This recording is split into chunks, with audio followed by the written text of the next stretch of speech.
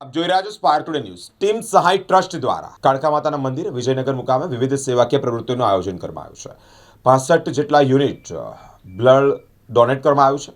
50 જેટલા લાભાર્થીઓને આયુષ્યમાન કાર્ડ પણ કાઢી આપવામાં આવ્યું છે। બ્લડ ડોનેશન કેમ્પ, આયુષ્યમાન કાર્ડવાનો કેમ્પ, 70 વર્ષથી મોટી ઉંમરના જે વરિષ્ઠ નાગરિકો છે તેઓને વયવંદના કાર્ડનો કેમ્પ, સુરભી પંચગવ્ય વિતરણ સાથે ગૌશાળામાં બનેલી સ્વદેશી ઉત્પાદનોનું વેચાણ જેવી અનેક સેવાકીય પ્રવૃત્તિઓ પણ કરવામાં આવી છે।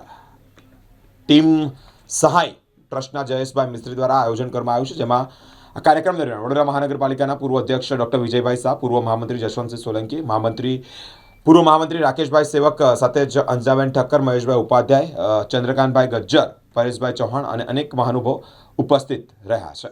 ટીમ સહાય ટ્રસ્ટના જયેશભાઈ મિસ્ત્રી અને એમની સમગ્ર ટીમના માધ્યમથી છેલ્લા 5 વર્ષથી નિયમિત રીતે મહિનામાં એક રવિવાર, બીજા રવિવાર આયુષ્યમાન કાર્ડ, વયવંદના કાર્ડ અને અન્ય પ્રકારના સરકારી લાભો લોકોને મળેની ચિંતા કરવામાં આવે છે। વર્ષમાં લગભગ 4 વખત રક્તદાન શિબિરનું પણ આયોજન કરવામાં આવે છે અને હંમેશા સમાજને ઉપયોગી પ્રવૃત્તિમાં એ પોતાની રીતે પોતાના કુટુંબને, પોતાના મિત્રોને સાથે રાખી અને મોટી સંખ્યામાં લોકો આ દરેક સરકારી યોજનાનો લાભ લેવા માટે પ્રયત્ન કરે છે। ત્યારે ટીમ સહાય ટ્રસ્ટના જયેશભાઈ મિસ્ત્રી, એમની સમગ્ર ટીમ, એમને ખૂબ ખૂબ અભિનંદન આપું છું।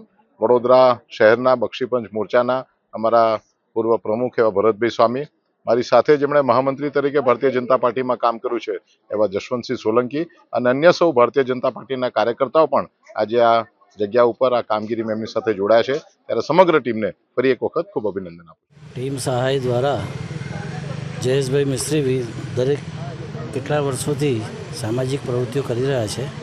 એના અનુસંધાને આજે 17મો બ્લડ ડોનેશન કેમ્પ રાખેલો છે। એની સાથે વિવિધ બીજા પણ સ્ટોલો, આધાર કાર્ડ છે, મા કાર્ડ છે અને એક ગૌના પ્રોડક્ટમાંથી જે ઉત્પાદન થાય છે એનો પણ એક સ્ટોલ રાખેલો છે।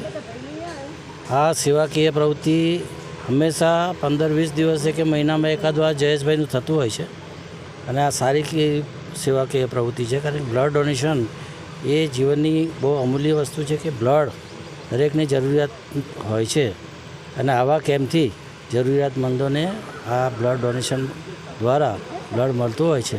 તો આવી સેવાકીય પ્રવૃત્તિને અમે બિરદાવીએ છીએ અને એને અભિનંદન આપીએ છીએ। આજે ટીમ સહાય ટ્રસ્ટ વડોદરા દ્વારા વિજયનગર પહાડી કાળકા મંદિરના મુકામે આજે અમારો 17મો બ્લડ ડોનેશન કેમ્પ રાખવામાં આવ્યો છે। તેમાં અમે જલારામ બ્લડ બેંક અને ઇન્દુ બ્લડ બેંકને અમે સાથે રાખ્યા છે। આજે અમારે ટોટલ 75 યુનિટ બ્લડ ડોનેશન થાય એવો અમારો પ્રયત્ન છે। આપ સૌને ખબર છે કે અત્યારે ઉનાળાનો સમય ચાલે છે અને દિવસે તાપમાન વધી રહ્યું છે, તો આ સમય દરમિયાન 3-4 મહિનામાં બ્લડની ખૂબ મોટી અછત દરેક બ્લડ બેંકમાં સર્જાતી હોય છે। તો અમે આ એક નાના પ્રયત્નથી 75 યુનિટ બ્લડ ડોનેશન કરાવીને દર્દીઓની સારવારમાં મદદરૂપ થઈ શકે એવો એક નાનો પ્રયત્ન આજે કરવાના છે।